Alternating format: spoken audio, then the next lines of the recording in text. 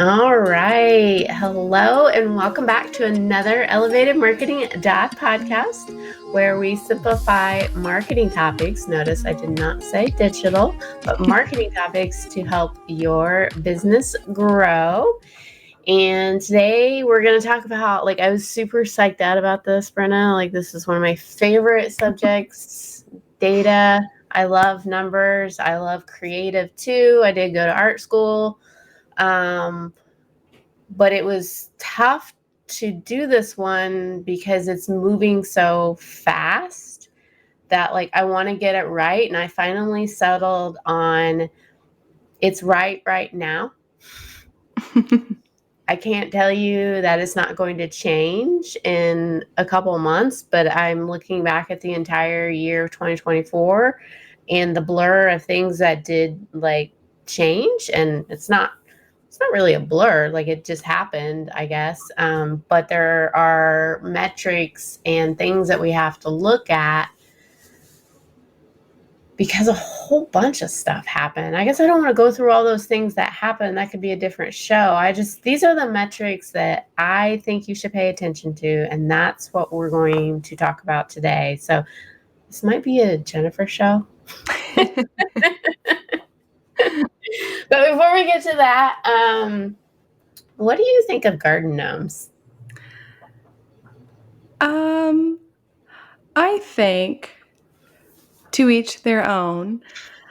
If it makes you happy, by all means. I just think they're a little creepy sometimes. Mm-hmm. I made a garden gnome one time. I don't not I like garden gnome. I like the word garden. I'm like, ooh, gets me excited.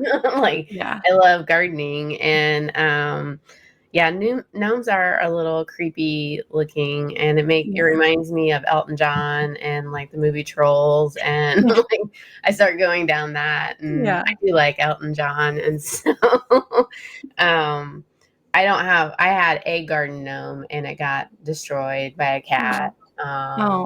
But now I have little mushrooms all over the yard. So. Cute. And we play a little game of go find the mushrooms, and they're inside right now. That was my indoor garden. Love it. Okay, so I feel this pressure. I feel this pressure to get this right. But so these are my key digital marketing metrics to pay attention to right now. And I'm not going to make it all Jennifer Denny. I'm going to let Brenna weigh in, but I'm going to kind of guide this through that. Just like with any marketing that you do, there is a funnel to how somebody interacts with you, from I don't know who you are to I'm trying to determine who to buy to I already bought and you want to continue to have them come back or refer you to other people. Mm-hmm. And there are metrics within each one of those types of marketing that will tell you if it is working or not working. And then in general, engagement, personalization, and balancing quality and quantity while focusing on the audiences that you own is a big bow wrapped into what you need to pay attention to right now. Yeah.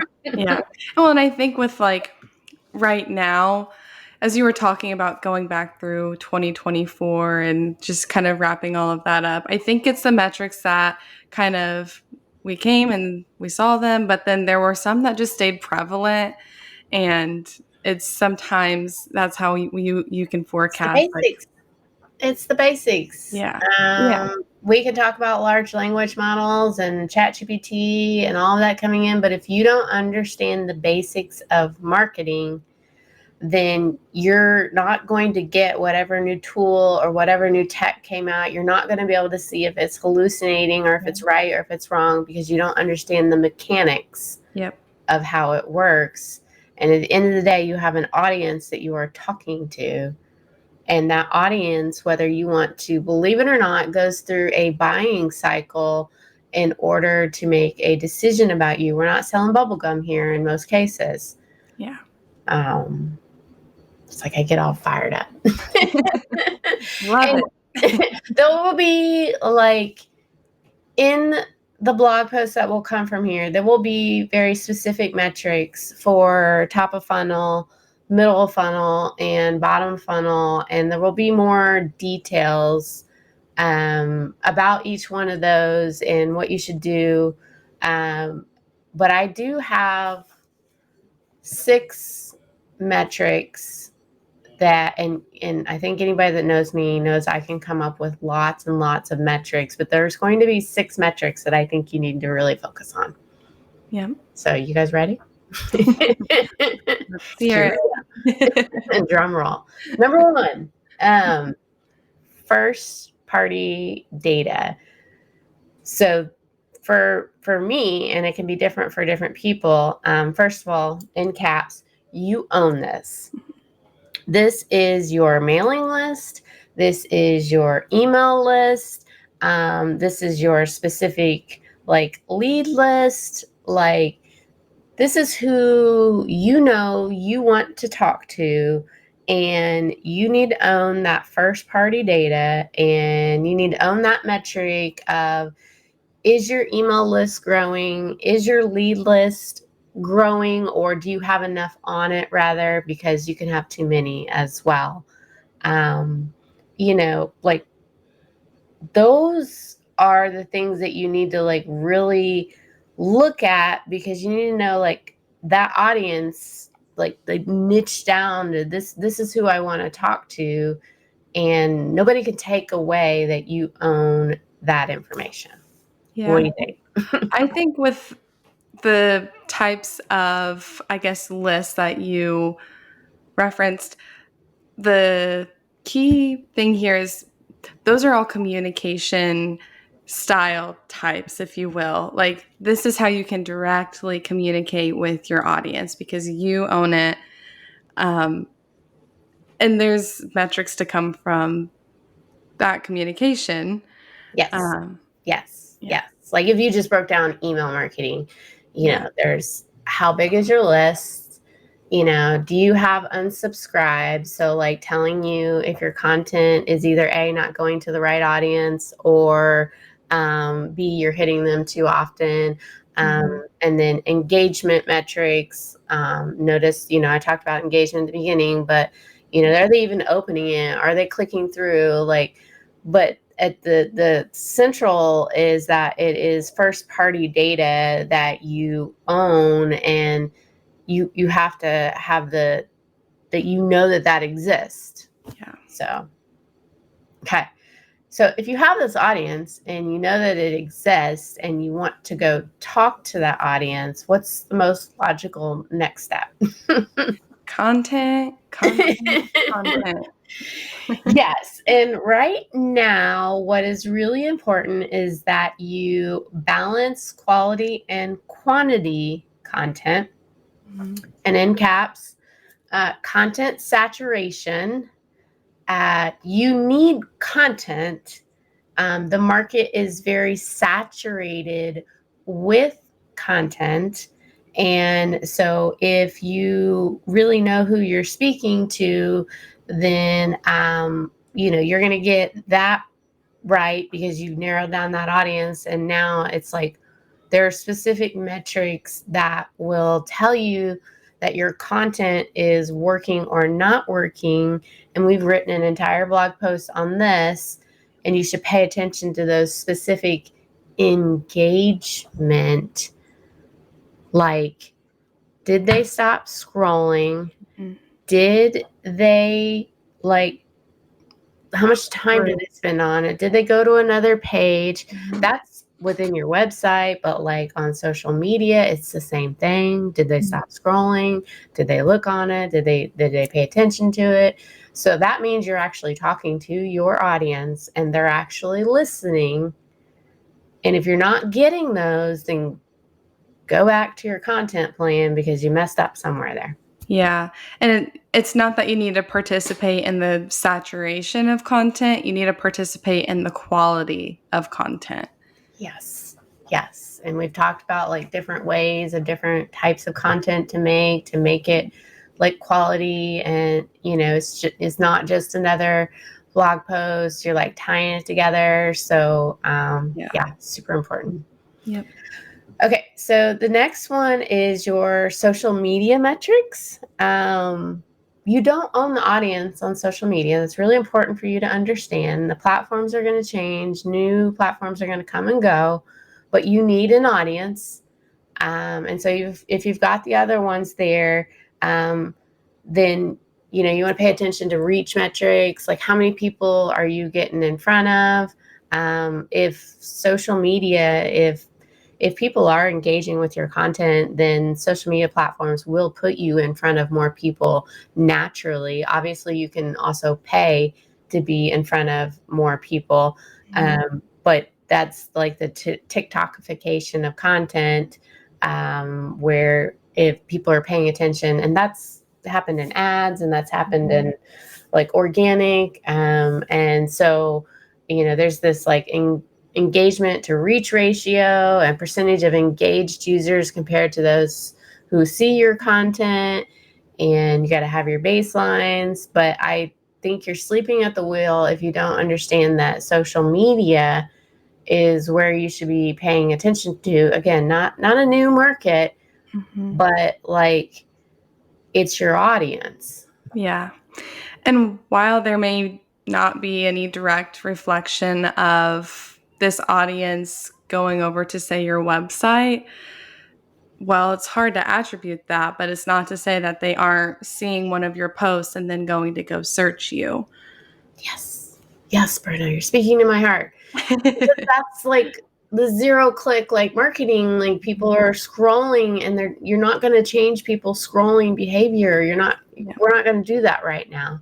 Yeah. And so the next thing that you really have to pay attention to is brand awareness and the indirect impacts on brand searches. Because in social media, they're going to not always click through, and they're not always going to leave. And so they might search for you by brand name. And we did a blog post on this about how to, notice that people are searching for you more by brand name. It's important in caps. It's going to be hard to connect the dots, and that's marketing right now. Yeah. There isn't these direct like connections like it's 2000, and I don't know, it was a while ago. But if you're seeing more people search for you by brand name, then that means all your other marketing is working. And don't just give credit to Google. Right. That's Like, what they want.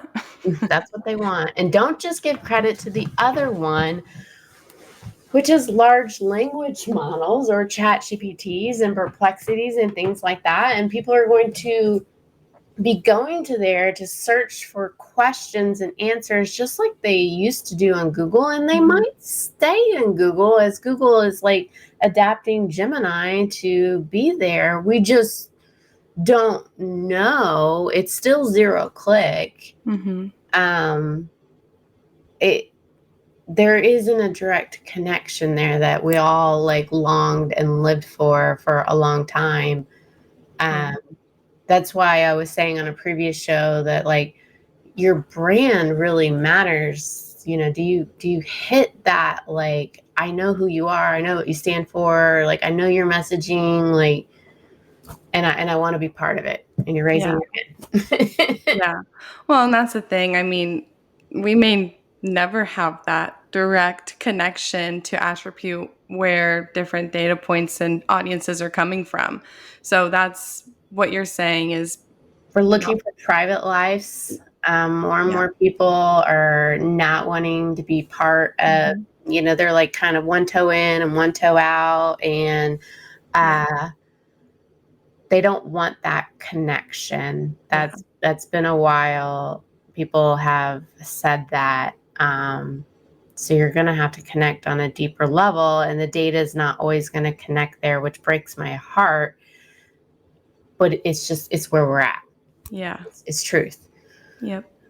So that, and I have, please reach out to me in my DMs. I feel like this like popular kid. Or email me.